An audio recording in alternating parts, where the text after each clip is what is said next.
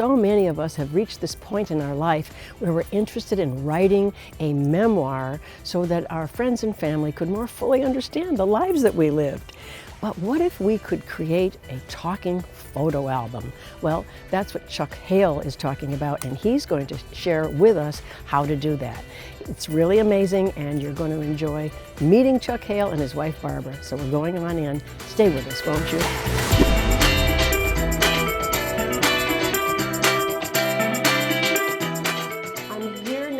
In the home of Chuck and Barbara Hale, and Chuck has been gracious enough to let us in and talk a little bit about his life as a videographer and as a person who is a scientist when it regards video production.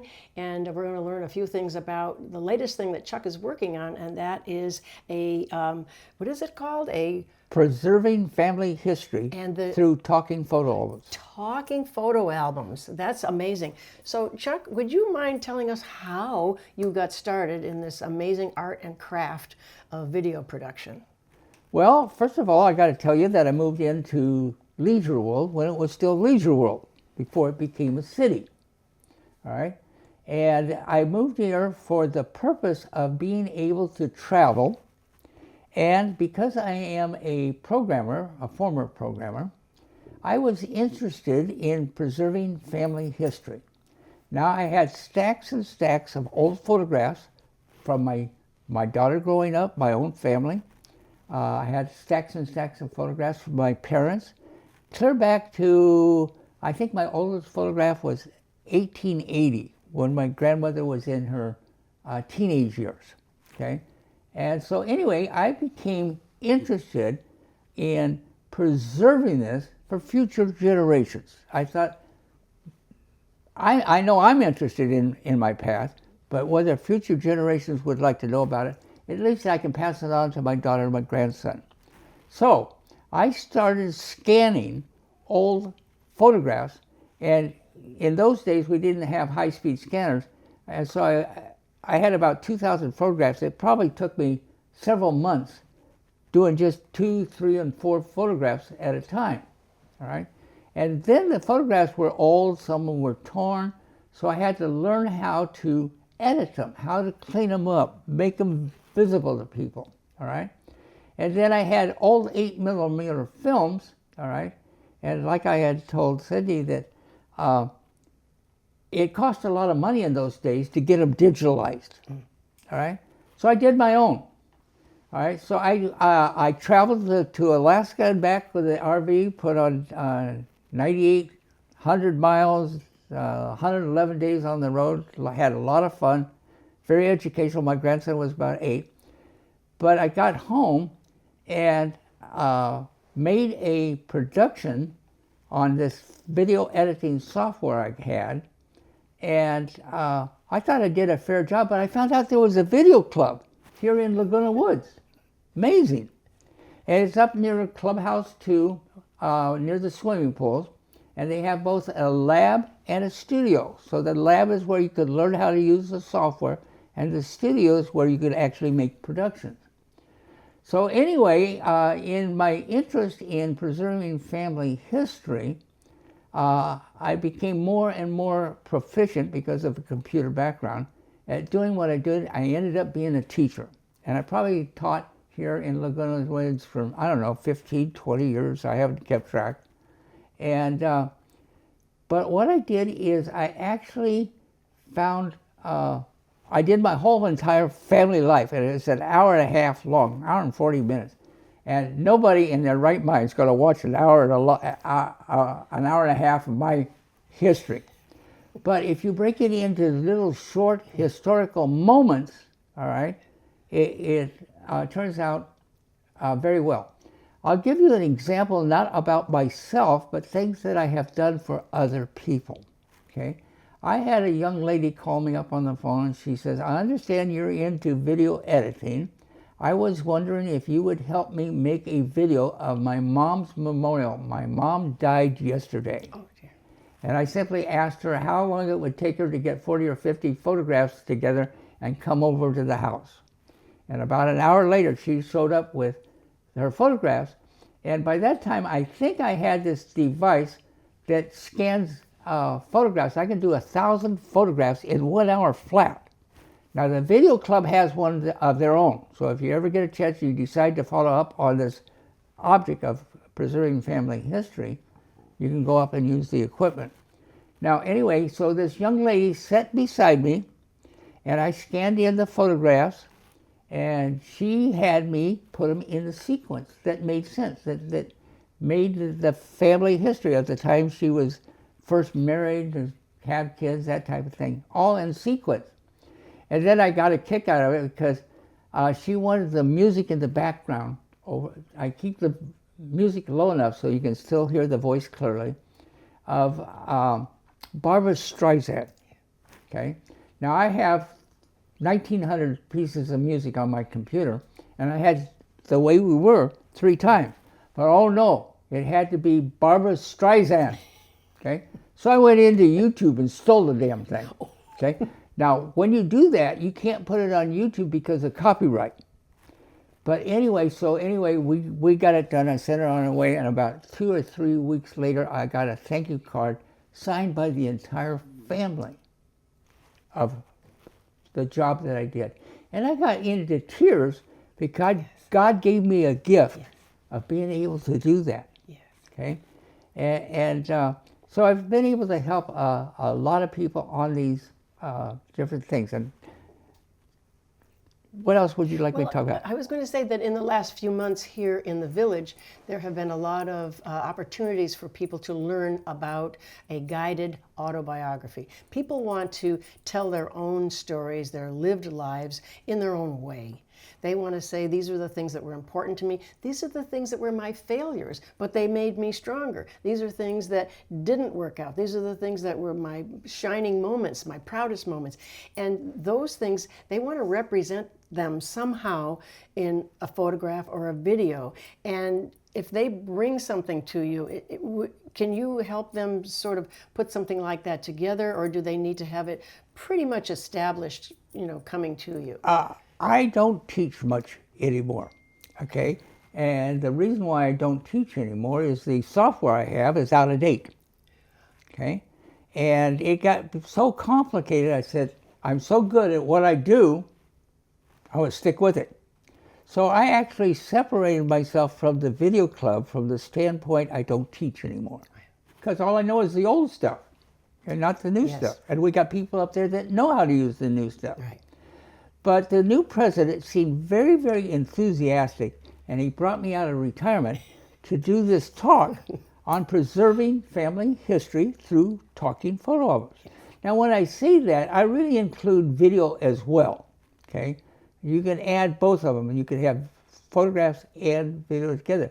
So one of the things that I start off with is just simply getting them into the computer, scan them, okay? And the video club has several devices. It has where you can convert old VHS tapes, I guess VCH tapes, to video. It has a scanner for slides where you can do 16 slides at a time. But they now got the new equipment for photographs where you could do 1,000 in an hour. But the thing is that we try and encourage people that are going to come in and use these devices the best they can to put their videos in sequence, if that makes it a name. In my own deal, I have a flow chart that I handed out of how you bring the thing in, and then you put them into categories. So I have the early years, okay, when I was a kid. Then we have high school, okay, that's separate from this folder. So I have subfolders within subfolders. I have in the Army, marriage, daughter, okay? So each one, clear up to retirement, okay? And so the thing is, if they don't have in sequence, and then Barbara did not have her photographs in sequence, she showed up with about 4,000 photographs, and they're a mess, okay? So how do you organize those? So what I did is I had her make about 12 different folders with names on them. Bob, her first husband, Richard, her second husband, and daughters, and so she had all these different folders, all right? And so I split the screen. I had the folders on this side and the 4,000 photographs on this side, and she just started moving photographs into the photograph into the proper sequence. So we organized them. Yeah. Okay. Yeah. So anyway, then I taught the class I was talking about. You get the photographs into the computer, and the first thing you do is not touch the original. Okay. Never touch the original. Then you take and copy and paste. So you take this one and you make a second copy. Now the second copy you can start editing. You can make it a sharper picture, add color to it, sharpen to black and white. You can crop it. A lot of times in the old days they would have all this beautiful scenery and a person here in the middle of the deal, and you can crop it. So you got the person in there, you know, bring them in close. All right, so now you have a photograph that is a little bit sharper and a little bit more meaningful. Now, that's not enough. A photograph by itself, you know, their old saying, there's a photograph is worth 1,000 words. Well, I don't believe that, okay? I have them make a third photograph. Don't touch the second one. Make a third photograph and go into something like Paint. It's one of my favorite ones. Adobe's another one, but I like Paint. And add text to them, all right? Simply say you're visiting an old ghost town called Randsburg. So you put in Randsburg. You're seeing the wall go up, and you put in Berlin Wall, okay? So you add text to these photographs. Now, at that point, when you're satisfied and you're all done, then you bring them into, I use Pinnacle Studio software. The club is going to a brand new software. It's supposed to be easier for people our age. That's good. And you bring them into a video editing software. Now you can do two things.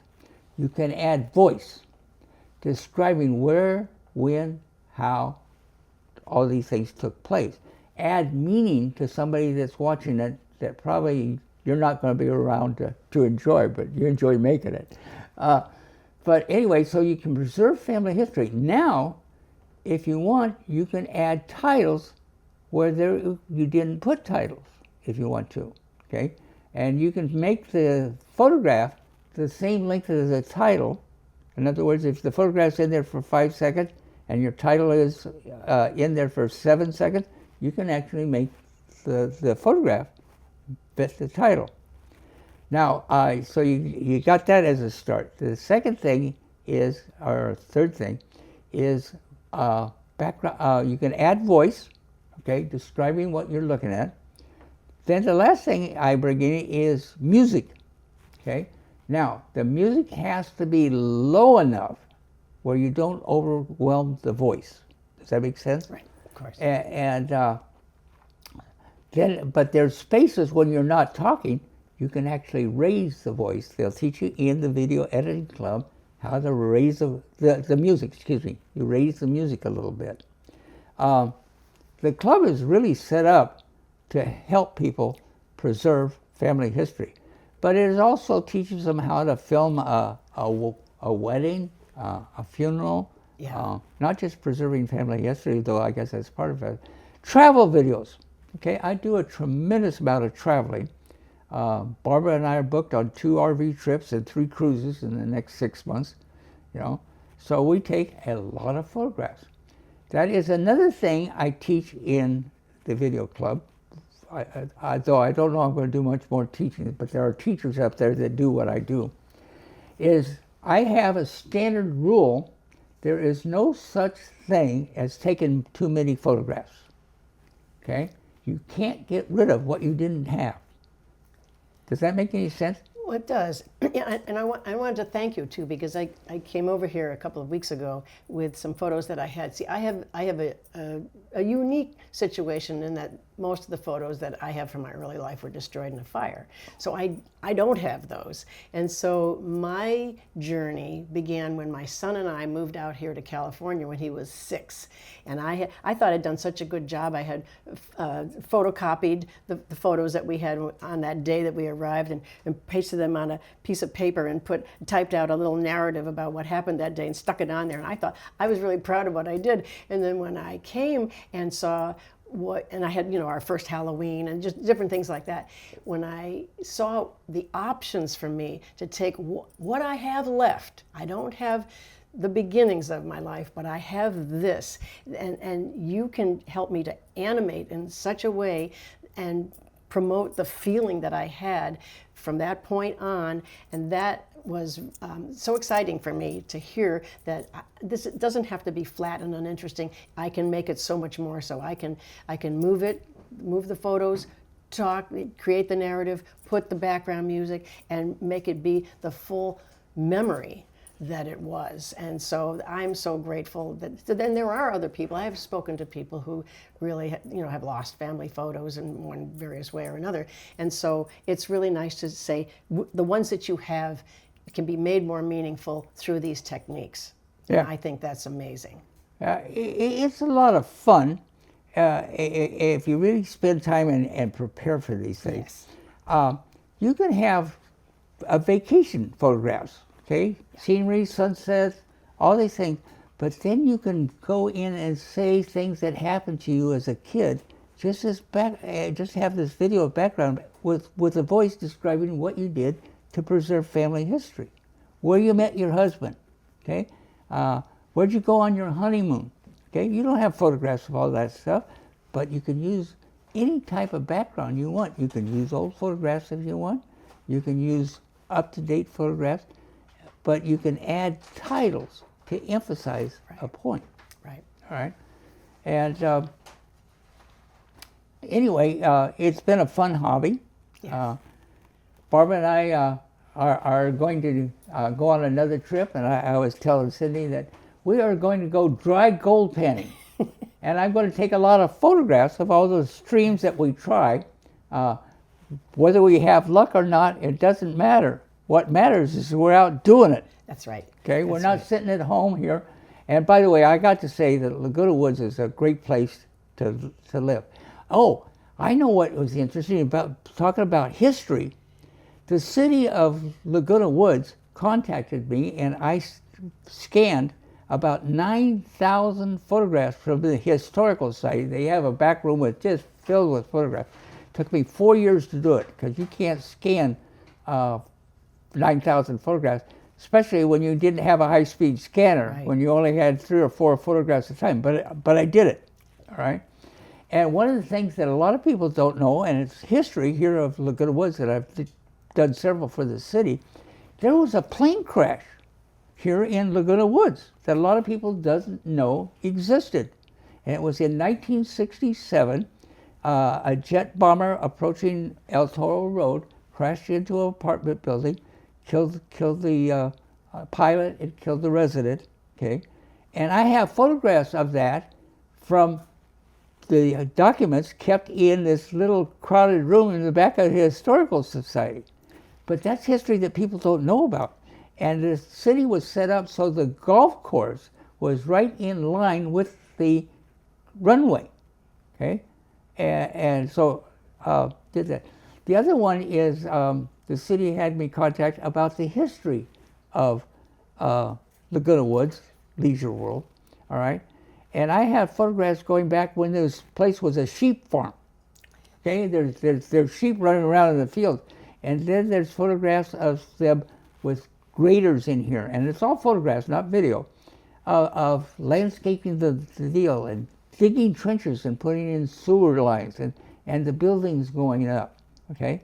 And all the way up to all the buildings that we have, how this place progressed from a grass field with sheep in it to a very nice city. I agree. Our history center is very underutilized and underappreciated, and I wish more people would go over there all the time. They have such great displays, they have great resources, they'll be happy to get anything for you that you're curious about. It really is a great place to go and spend some time, so I'm glad that you're promoting that as well. I would like to say that this is a wonderful place to live, okay? It's designed for active seniors, and I'm 3 days into being 88 years old, and I'm still active, okay? I am not going to sit around and gather dust. I'll let God decide when He wants to take you home. In the meantime, it is a lot of fun preserving family history. I was, before you came over here, I was reviewing a photo album I have. By the way, I do have 63,000 photographs on my computer, but I've resized them so it only takes up about 48 gigabytes. That makes a big difference. But what was the point of this? There was something I wanted to say. You're traveling? About living here in Laguna Woods. One of the things I love about this place is there's so much to do here for active seniors. There's like 250 different clubs. Boy, that's for sure. When I moved into Leisure World, I had a computer background. I worked off an IBM mainframe, but I didn't know if I knew much about PCs. All right? Right. So I joined the PC club. I found out I knew more about about PCs than the teacher did. They offered me a teaching position, all right? And I never took that up. I like the video club. But I found like the woodworking shop and the ceramic shops and the plays at Clubhouse 3. Oh, and I got to tell you, when I was only about 6 years old, 6 years old when I moved in here, so it's been 27 years. But the neighbors, we were young people, okay? And the neighbors gathered us around and they informed us about the four-way stop sign at the Clubhouse 3. And they explained to us the little old lady in the Cadillac has the right of way no matter when she gets there. I just love that line. She still does. She still does. So anyway, the other thing about here, I still do a tremendous amount of photographs. That was it. That was a thing we started to talk about, the rules of photography. I have a video on YouTube called the Rules of Photography According to Chuck Hale. And I did make the lead-in statement. The rule number 1 is there is no such thing as taking too many pictures. Can't get rid of what you don't have, all right? So I was at the video club one day, and we had a guest group from the camera club in a talk, and the guy was talking about cameras, all right? And he was saying about lighting and shutter speeds, and all this stuff went over my head, okay? But then he said something about when you want to take a good picture, you find the perfect picture and you take it. And then you walk 5 feet to the right and you take it again, and you walk 10 feet to the left and you take it again. But if you want to take a really good video, you take 7 photographs of the same subject from 7 different locations. You'll be surprised how many times one of those other locations is the better photograph. I've never heard that. I think that's fascinating. I think it was fascinating too. So I learned to go crazy with the camera. Yeah. Okay. And I have I think rule number 3 is always a funny one. And that is that I'm having a senior blackout. The blind hog method of taking pictures. All right. If you take 300 pictures in a single day, sooner or later you're going to accidentally take a good one. And I love that. Accidentally? And that now sounds funny, but in reality, I will take, on the average, of 300 pictures in a single day. Right? Now, we're in a little RV. We love our little RV, little 25 B plus RV, little motorhome. And we will take the 300 photographs in the evening time and sit down and put it on slideshow and hold our finger over the delete key. In a matter of 10 or 20 minutes, we've deleted 200 of the 300 photographs. Got it? Yeah. Now, I got 100 photographs left. So I go into photo editing software, and I have probably 9 different photo editing softwares. I prefer Photo Gallery. It's with Windows 10. I got a new name for it in Windows 11. But it's good for the amateur. So I'll go through and I will edit the photographs, the 100 that I have left, all right, and crop it, enhance it, all these different things. All right, I got that all done. I still got it. I'll put it back on slideshow and hold my finger over the delete key. If I get done at the end of the day and I only have 30 photographs left out of the 300, there are 30 very good photographs. So I got to tell the standard story about Barbara has the record. We were in Capitol Reef, Utah, and she took 596 photos. That's a new record. And it took us about 4 days of deleting photographs, but we got it down to 149 photographs out of almost 600. But the photographs are excellent, okay, by doing that. Oh, and then rule number 4, I love rule number 4. The importance of a photograph is directly proportional to the number of telephone wires in the way. Yeah, I love that. Now, with the proper software, you can remove the telephone wire, okay, and they'll teach you up at the video club how to do that.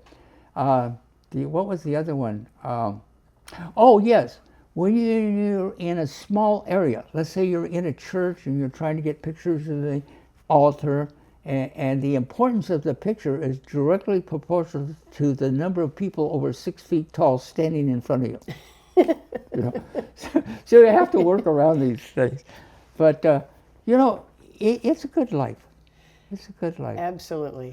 And you know, I'm tearing up a little bit as you're telling me some of these things. They're so profound and they're so helpful, and it's just so matter of fact for you to just say these things, but they're tenets, basic tenets of videography and video editing and video, you know, production, that you just say them as a matter of fact, and every one of them is a lesson that you could take somewhere. I mean, because it's so profound and it's unknown to most people. So I mean, I really, as they say, I'm sitting at the master's knee here listening to this. That reminds me of 2 videos that I did that are almost entirely photographs. Okay, one is I was a young 23-year-old GI, and I arrived in Berlin, Germany, just six days before the wall went up. And I was in a helicopter unit, so I got a lot of pictures of the Berlin Wall going up. And I did a video later on, after I moved into Laguna Woods and after I joined the video club, on how my experiences with the Berlin Wall. There was 58 people died coming over the wall, so I learned what freedom was all about. That video that I did is now registered with the Library of Congress. I got a little card with a number on it. That's kind of cool. The second one is I had a very, very unique courtship. I met a girl in Berlin. Go ahead. It's about the time out here. I think we're going to have to close. We're just Okay. We've only got a few seconds left, so I wanted to thank you and Barbara for being so gracious and having us here in your home today. This is a master class. This is a semester anywhere of learning how to take good photos, to think about them, to take care of them afterwards, preserve them, and make great stories with them. So Chuck Hale, I can't even begin to thank you enough for your time today. We have all learned so much. And this is going to go up, and it's going to be up there forever, and a lot of people are going to learn from what you just shared with us today. So I thank you very much, and we'll be right back.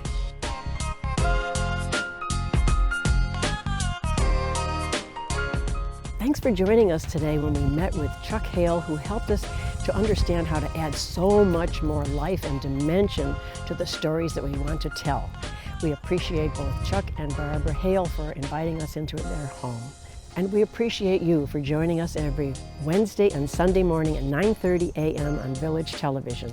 Thank you so much, and we hope to see you next time and every time on Discovering Laguna Woods. Bye-bye for now.